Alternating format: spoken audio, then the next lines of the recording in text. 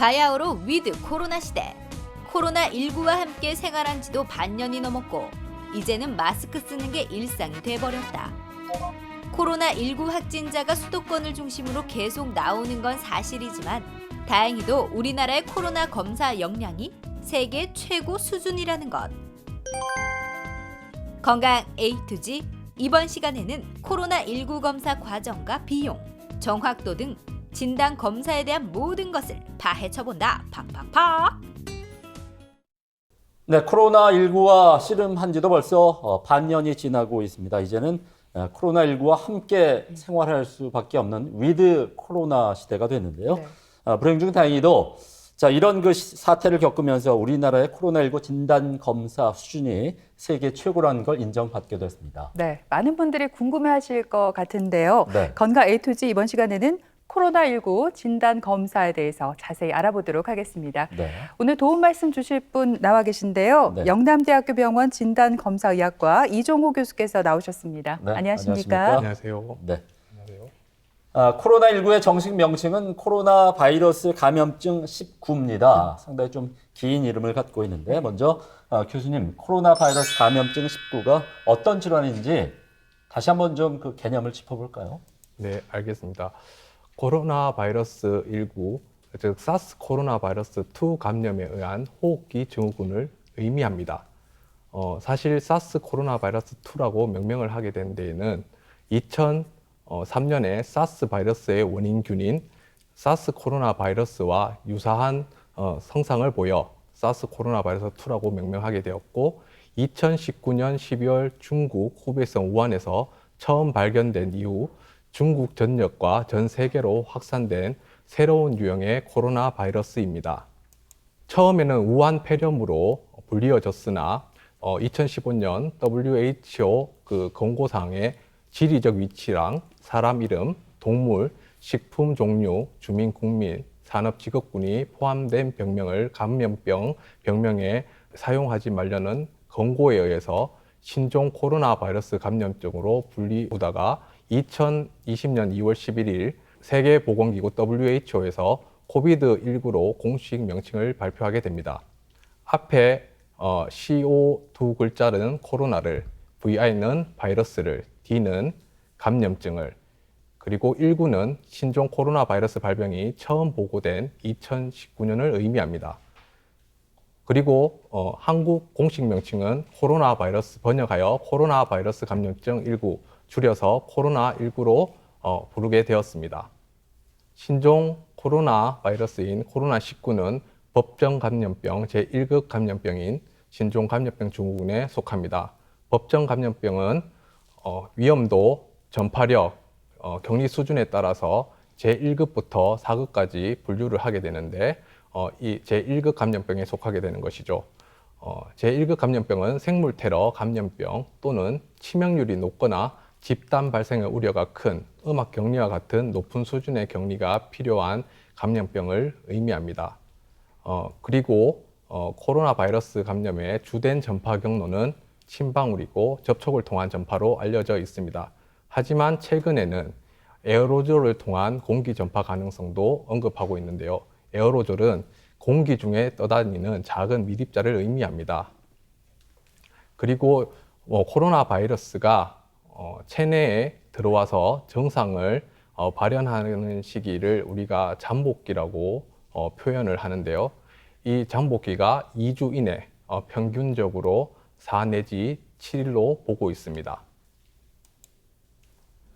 증상은 발열이라든지 인후통, 기침, 가래와 같은 우리가 흔히 알고 있는 감기 증상뿐만 아니라 폐렴과 같은 중증 호흡기 증상 등 다양한 증상으로 나타나고 있고 그 외에 두통, 객혈과 오심설사와 같은 위장관 증상도 나타납니다. 그리고 최근에는 무증상 감염자도 많이 발생하고 있습니다. 진단은 분자 진단 검사로 진단을 하게 되고 치료는 아직까지 확실한 백신이나 치료제는 없는 것으로 되어 있습니다. 치료제로 얼마 전 국내에 품목 허가가 된 렘데시비르와 같은 그러한 치료제도 치료의 경과를 단축시킬 수는 있으나 확실한 치료제가 아닌 것으로 지금 보고하고 있습니다. 코로나 바이러스는 저희 인간이 유전자를 가지고 있죠. DNA라는 유전자를 가지고 있는데 코로나 바이러스는 RNA라는 유전자를 가지고 있는 바이러스입니다. 가장 큰 RNA 바이러스 중에 하나이고요. 조류뿐만 아니라 사람을 포함한 다양한 포유류에서 발견이 되고 있습니다. RNA가 DNA 유전자보다 불안정하기 때문에 변이가 잘 일어나고 이로 인해서 변종 바이러스가 잘 발생을 합니다. 코로나 바이러스를 4개의 속으로 분류할 수가 있는데 알파, 베타, 감마, 델타로 분류를 합니다. 알파와 베타는 사람과 동물에게 감염을 시키는 바이러스이고 감마와 델타는 동물에게만 감염을 일으키는 바이러스로 분류를 하고 있습니다. 그 중에서 인간에게 감염을 시킬 수 있는 코로나 바이러스로 현재 7종류가 나타나 있는데요. 제일 위에 있는 2292, 그 다음에 인간 코로나 바이러스 NL63, 5443, HKU1과 같은 인간 코로나 바이러스는 우리가 흔히 이제 감기 증상과 유사하게 발생하는 그러한 인간 코로나 바이러스이고 2003년에 사스의 원인군인 그 중증 급성 호흡기 증후군 코로나 바이러스, 그 다음에 메르스의 주요 원인군인 중동 호흡기 증후군 코로나 바이러스 또한 인간 감염 코로나 바이러스에 속하게 됩니다. 그리고 현재 유행하고 있는 코로나19의 원인 바이러스균인 사스 코로나2 바이러스 또한 인간 감염 코로나 바이러스로 분류가 되어 있습니다. 그리고 앞에 위에 있던 두 가지 2292와 NL63은 알파 코로나 바이러스에 속하고 그 밑에 있는 나머지 바이러스들은 베타 바이러스에 속해 있습니다. 코로나19 바이러스의 구조를 살펴보시면 전자현미경으로 봤을 때 그 위에서 본 그 왕관 모양을 닮았다고 하여 그 라틴어의 왕관을 지칭하는 코로나에서 그 단어에서 파생이 되어서 명명이 되어졌습니다. 그리고 이 모양은 태양의 그 개기 일식 때 그 태양의 바깥층인 코로나의 형상을 닮아 있기도 합니다. 그리고 여기 리본처럼 보이시는 이러한 구조물이 RNA 코로나 바이러스의 유전자를 나타내는 구조물입니다. 그리고 이 RNA를 둘러싸고 있는 것이 옆에 이제 한글로 되어 있는데요. 여기에 인지질이라는 외피로 둘러싸고 있습니다. 그리고 그 바깥쪽에 여러 가지 돌기 단백질을 비롯하여 막단백질을 비롯한 여러 가지 단백질들로 구성이 되어 있습니다. 네, 그런가 하면 이 코로나19가 침방울뿐만 아니라 공기 중에 전파될 가능성이 있다고 합니다.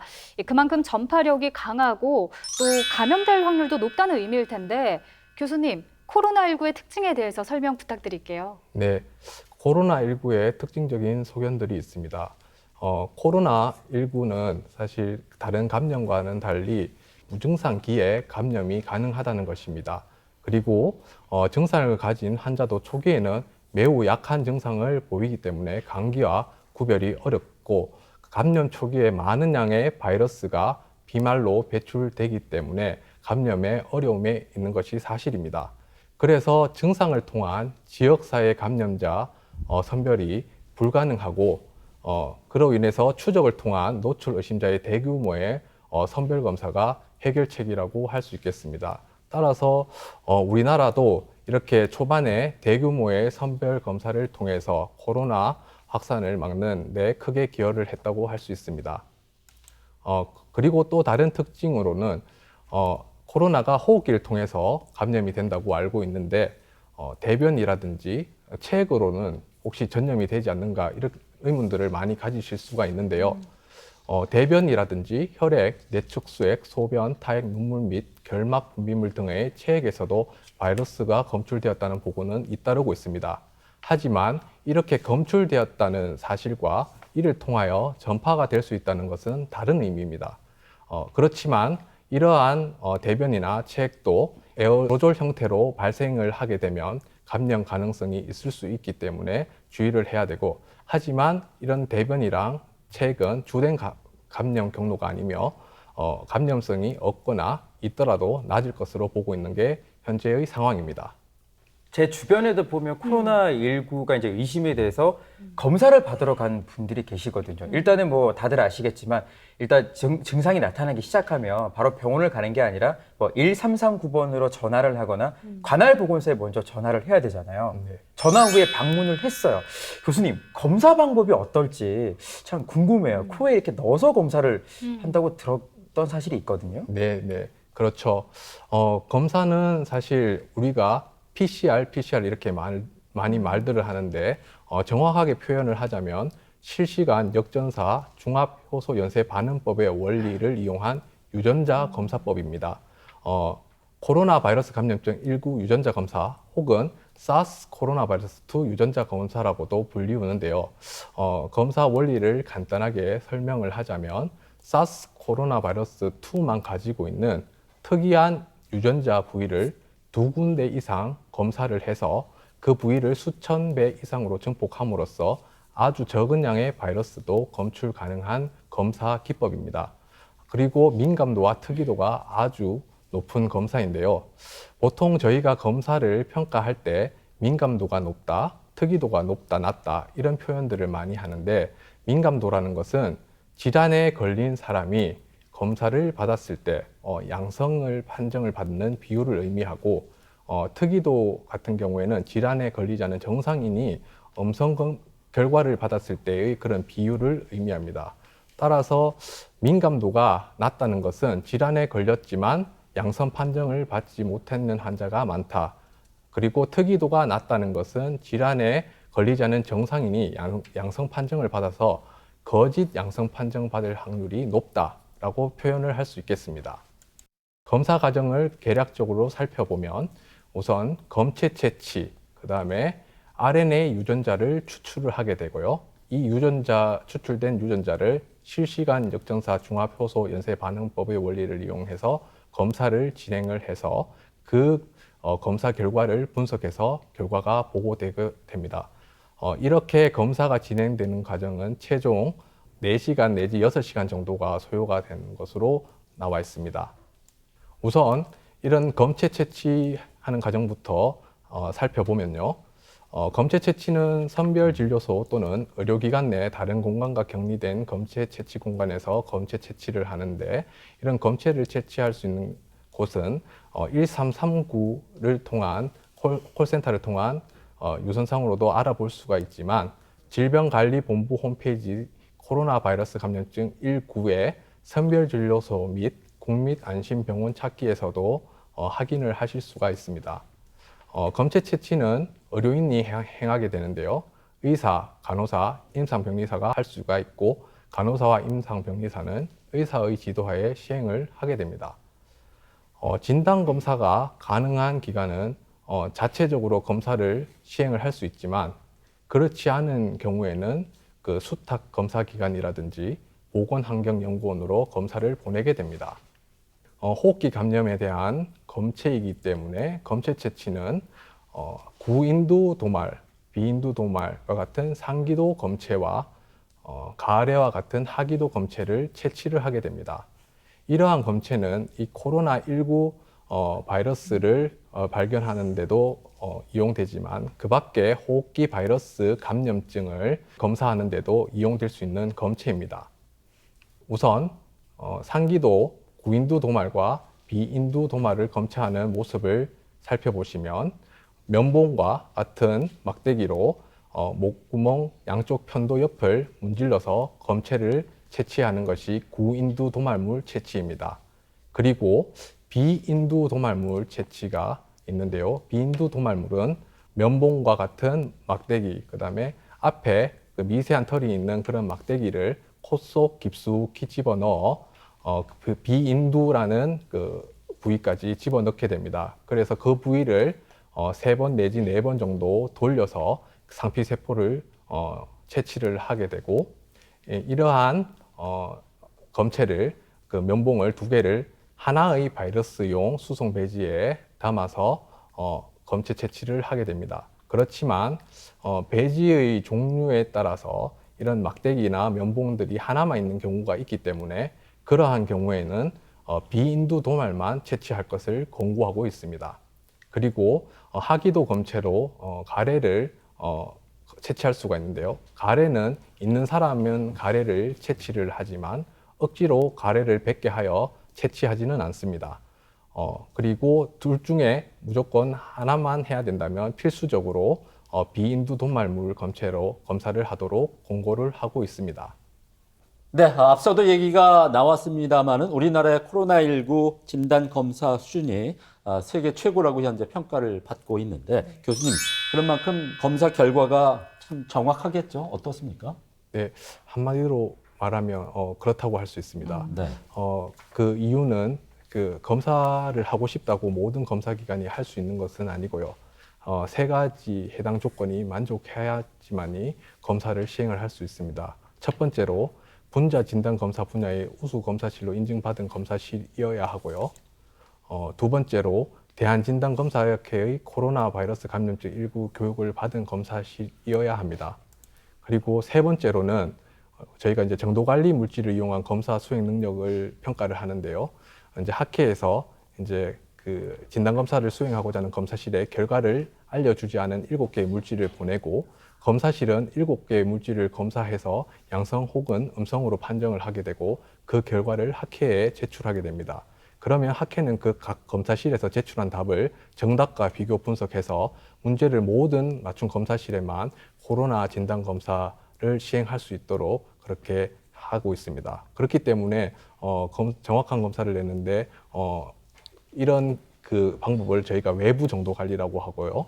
그리고 그 외에 또 중요하게 또 내부 정도 관리를 통해서 저희가 검사의 정확성을 높이고 있습니다. 내부 정도 관리에 저희가 양성을 알고 있는 물질을 양성 정도 관리 물질, 그리고 음성을 알고 있는 물질을 음성 정도 관리 물질이라고 하는데 이것을 실제 검사하는 검사에 같이 걸어 주어서 양성이 나오고 음성이 나왔을 때 제대로 된 검사가 되고 있다고 저희가 검사의 정확성을 파악을 하고 있고요. 그리고 내부 대조 물질을 넣어주는데요. 보통 환자 검체에는 종종 PCR 이런 검사들을 방해하는 억제제가 들어 있습니다.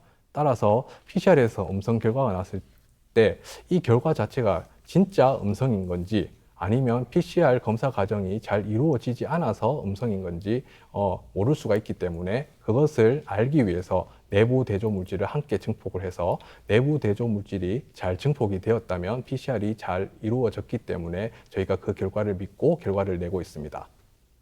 네, 그런가 하면 코로나19 검사 시간이 4시간에서 6시간 정도 소요가 된다고 하는데 여기서 이제 제가 궁금한 게 생기죠. 교수님, 그러면 6시간 정도가 지나면 검사 결과를 바로 좀 알 수 있는지가 알고 싶고요. 또 검사 결과가 나올 때까지도 무조건 자가 격리를 해야 되잖아요. 근데 검사 결과에서 음성이 나왔어요. 그러면 그 즉시 자가 격리가 해지가 되는 건가요? 네, 꼭 그렇지는 않습니다. 네. 네, 우선 검사가 나올 때 저희가 4 내지 6시간 정도 걸린다고 앞서 설명을 드렸었는데요. 이거는 검사를 하는데 그 검사 하나하나의 시간을 고려하지 않은 시간입니다. 왜냐하면 검체 채취 후에 포장을 하게 되고 이 포장을 해서 검사 자체적으로 검사를 할 수 있는 곳은 바로 검사가 진행이 되지만 그렇지 못한 곳에서는 검체가 운송이 되어야 됩니다. 여기에 걸리는 시간이 소요가 될 수 있고 그리고 PCR 이 검사 자체의 특성상 이게 한 번에 한 개씩 왔을 때 검사를 처리할 수가 없습니다. 양성 정도 관리 물질이라든지 여러 가지 정도 관리 물질이 같이 들어가서 검사를 해야 되기 때문에 최소한의 검체가 모여야지 검사를 할 수 있고 또 그리고 이제 최대한으로 검사할 수 있는 이 수가 벗어나게 되면 이제 그 다음번에 검사가 들어가게 됩니다. 따라서 이러한 시간들을 고려했을 때 시간이 좀 더 소요될 수가 있고 그리고 진단 검사를 시행을 하고 나서 결과를 보고할 때 앞에서 설명드렸던 양성이라든지 음성이 아닌 미결정인 결과가 나오게 되면 저희가 검체를 재채취를 하거나 아니면 재추출을 해서 반복 검사를 하게 됩니다. 그렇게 되면 검사 시간이 좀 더 소요될 수 있기 때문에 실제로 결과가 보고되기까지는 1일에서 2일 정도 걸린다고 할 수 있겠습니다. 그리고 아까 자가격리와 같은 경우에는 환자인 경우에는 PCR에서 첫 번째 음성이 나왔을 때 자가격리를 격리를 해제하는 것이 아니라 한 24시간 간격으로 한 번 더 음성 결과가 나와야지 격리 해제를 할 수가 있습니다. 자, 그러니까 코로나19 검사 결과는 하루나 이틀이면 알 수가 있다는 그런 얘기가 되겠습니다. 네. 자, 그러면 계속해서 오해와 진실을 통해서 코로나19 진단 검사에 대한 궁금증을 속 시원히 해결해 보겠습니다.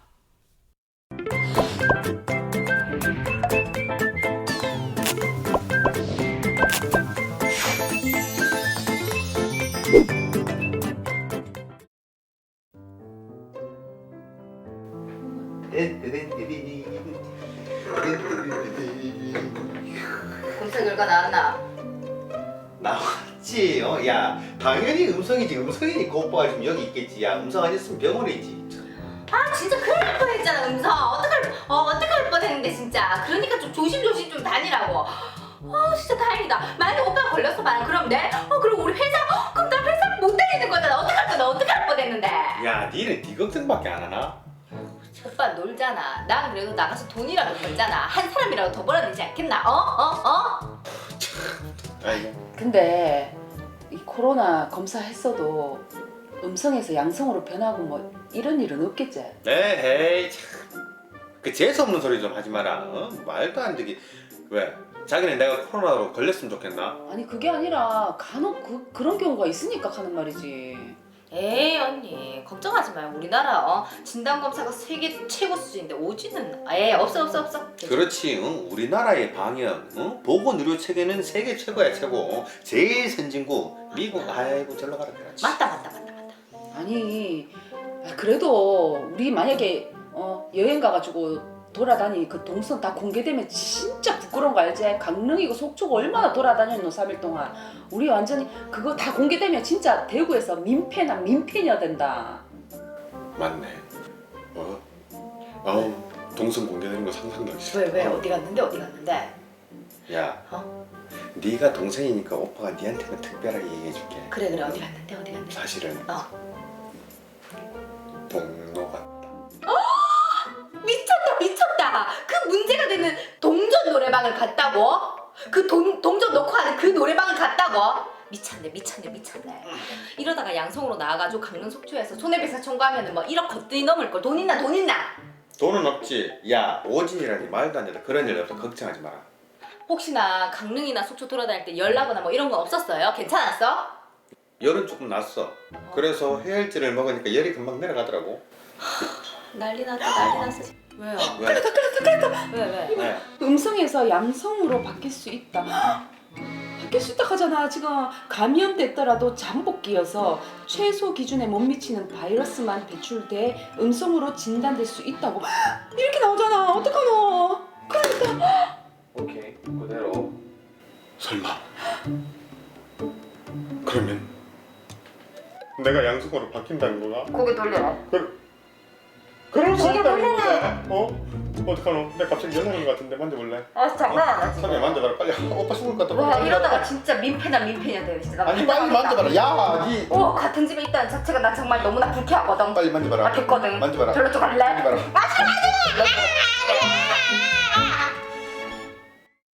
네, 오해와 진실 오늘의 문제는 이 코로나19 검사 결과가 바뀔 수 있다입니다. 김철원 씨, 장리현 씨, 네.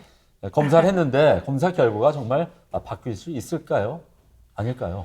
어떨 것 같으세요? 막 사람 마음처럼 바뀔 수가 없어요. 왜냐하면 그래요? 앞에서도 여러 번 나왔지만 우리나라는 진짜 여러분 코로나 이 모범국입니다. 대처도 잘했지만 무엇보다 진단 검사가 정말 정확해서 세계에서도 정말 깜짝 놀라고 있잖아요. 검사 결과가 바뀔 수가 없죠. 이건 X 두 번 할게요. 두 번이나? 그럼 저는 네. O를 세 번이나 할게요. 왜냐하면 그 코로나19 검사에서 음성 판정을 받았다가 격리 해지 전 검사에서 다시 양성 판정을 받은 사례들이 있는 걸로 알고 있거든요. 물론 저는 의사가 아니니까 그 이유는 몰라요. 하지만 그런 사례들이 있는 걸로 봐서는 검사 결과가 바뀔 수도 있다고 생각을 하는데요. 교수님, 누가 정답인가요? 잘못 알고 있는 거 아니에요, 예인 씨가? 예, 예은 씨가 맞은 것 같습니다. 그래요? 제가 정답이군요. 네, 그렇습니다.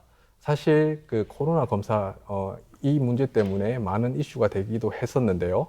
코로나 그 19 검사 결과가 음성에서 양성으로 바뀌는 경우도 있고요. 그리고 반대로 양성에서 음성으로 바뀌고 음성에서 양성으로 바뀌는 두 가지 경우가 다 나타날 수가 있습니다. 우선 코로나 검사 결과가 음성에서 양성으로 나타나는 경우는 아까 검체 채취를 할 때 부적합한 검체를 채취를 해서 이런 검체의 질이나 양이 부적합한 경우, 그리고 바이러스 검출 한계보다 낮은 농도의 바이러스가 있는 감염 초기에 검체 채취를 한 경우, 그리고 검체가 부적합하게 배송되거나 다루어진 경우, 그 다음에 검사의 기술적인 오류 등으로 인해서 검사 결과가 처음엔 음성이었다가 나중에 양성으로 나타날 수도 있고요. 그리고 두 번째로 양성에서 음성으로 나타나는 경우도 있을 수가 있는데요. 이 경우는 대부분 확진자의 추적 검사에서 많이 나타나는 현상입니다. 초반에 높았던 바이러스 농도가 치료 과정을 거치거나 시기가 지나면서 점차 떨어지게 되고 그렇게 떨어진 농도로 인해서 양성에서 음성으로 바뀌게 되는데, 또 음성에서 양성으로 다시 돌아가는 경우가 있는 것은 그 농도가 지속되는 것이 아니고 상당 기간 동안 이상과 이하를 왔다 갔다 하기 때문인 것으로 보고 있습니다. 따라서 24시간 간격을 두고 두 번의 검사에서 음성일 때 격리를 해제를 할 수가 있는 것입니다. 네, 코로나19 검사 결과가 처음과 다른 경우에 대해서 한번 알아봤습니다. 네. 교수님, 그런가 하면 이 밖에도 뭐 다른 검사 방법이 어떤 게 있는지 궁금하고요. 또 네. 혈액 검사로 코로나19 항체가 있는지 없는지 알 수 있다고요. 네. 네, 그렇습니다.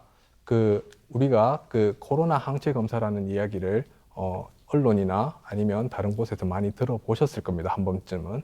저희가 코로나 항체 검사를 할 수가 있는데요. 이 코로나 항체 검사는 사람의 혈액 검체를 검사해서 사스 코로나2 바이러스 2에 대한 항체를 찾는 검사입니다. 보통 항체가 형성되기까지 보통 1-2주가 걸리는데 그렇기 때문에 감염 초기에 이 코로나 항체 검사로 진단을 하는 것은 무리가 있습니다. 그렇지만 그렇기 때문에 국내에서는 아직 진단에 사용하고 있지는 않고요.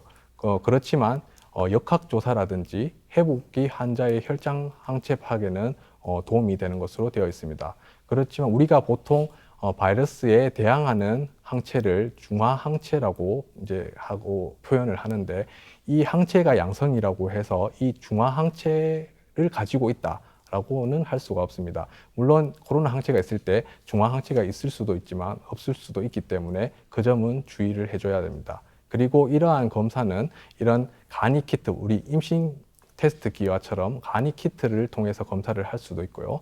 장비를 통해서도 검사를 할 수가 있습니다. 그리고 코로나19 항원 검사도 있는데요. 이것은 보시면 아마 임신 테스트기랑 많이 비슷한 것을 보실 수 있습니다. 두 줄이 나오면 양성을 나타내는데요. 검사가 보시는 바와 같이 간단하고 저렴합니다. 그리고 15분 정도 걸리는 시간 안에 신속히 검사를 할 수 있는 검사 방법이지만 낮은 민감도와 정확도에 대해서 의견들이 분분하기 때문에 아직 국내에서는 사용을 하지 않고 있습니다. 그렇지만 선별용으로는 많은 도움을 줄 수 있을 것 같고 국내와 같이 PCR 검사 시스템이 잘 이루어져 있는 곳은 효용성이 떨어질 수 있지만 그렇지 않은 PCR을 잘 하지 못하는 그런 지역에서는 이러한 검사법들이 많은 도움을 줄 수 있을 것으로 생각합니다. 자, 끝으로 그러면 교수님, 우리 방송을 보고 계신 시청자들께 전하고 싶은 말씀이 있다면 좀 간단히 전해 주시죠. 네, 사실 지금 백신이라든지 치료제가 없는 코로나19 이런 현재 상황 속에서 무엇보다 중요한 것은 개인 손 씻기라든지 그다음에 마스크 쓰기, 그다음에 철저한 사회적 거리 두기만이 예방법인 것 같습니다. 그리고 저희 진단검사의학과는 이러한 코로나19의 정확한 진단을 위해서 최선을 다하고 있고, 그다음에 결과가 조금 늦게 나오더라도 이런 정확한 결과를 내기 위한 한 과정이라고 생각해 주시고 이해를 해 주셨으면 감사하겠습니다. 감사합니다.